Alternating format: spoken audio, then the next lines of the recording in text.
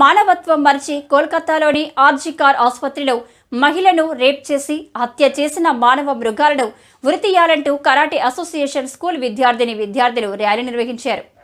జనగామ జిల్లా station గడ్పూర్లో karate association ఆధ్వర్యంలో doctor మోమితాకు న్యాయం చేయాలని ర్యాలీ నిర్వహించారు.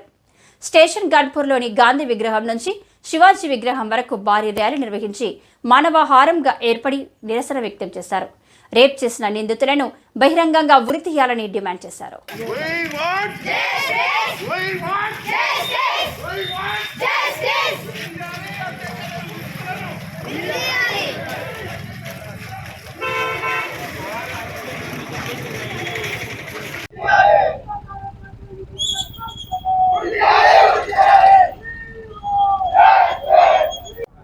భారతదేశం మొత్తం తలదించుకునేలా ఈరోజు ఒక దౌర్భాగ్యుడు రేప్ చేయడం యావత్ భారతదేశాన్ని కన్నీటి సముద్రంలో మునుగుతుంది.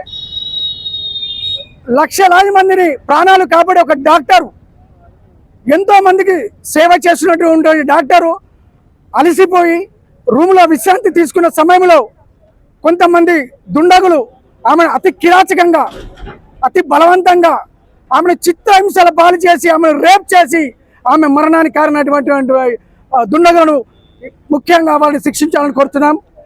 బాధాకరమైన విషయం ఏంటంటే, ఒక మహిళ అంటూ కూడా పశ్చిమ బెంగాల్ సీఎం అయి ఉండి ఆమె ప్లే కార్డులు పట్టుకొని నిరసన తెలుపుతోంది. అది నా పేరు హైమ.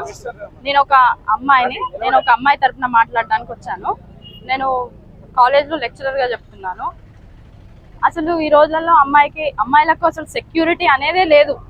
బస్సులలో కానీ ఎక్కడ కానీ అమ్మాయిలు ముందు రంగంలో ఉన్నారు అని ఉన్నది కరెక్టే, కానీ అమ్మాయిలకు అసలు సెక్యూరిటీ అనేదే లేదు.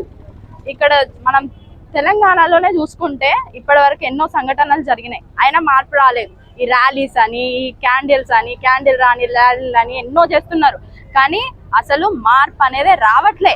అసలు ఈ దిశ కేసు చూసుకుంటే, మళ్ళీ ఇంకా కిడ్స్ కాలేజ్లో యాసిడ్ అని వాళ్ళని ఎన్కౌంటర్ చేసిండ్రు, అయినా మారిండ్రా? మారలే. దాని తర్వాత ఢిల్లీలో అంత పెద్ద సంఘటన జరిగింది. బస్లో వాళ్ళని ఎన్కౌంటర్ చేసిండ్రు, వాళ్ళని చంపేసిండ్రు, అయినా మార్పు రాలేదు. నెక్స్ట్ 9 months బేబీని హన్మకొండ, వరంగల్లో నేనుండే హన్మకొండలో 9 months బేబీని దారుణంగా రేప్ చేసి ఆ పాపని చంపేసిండ్రు.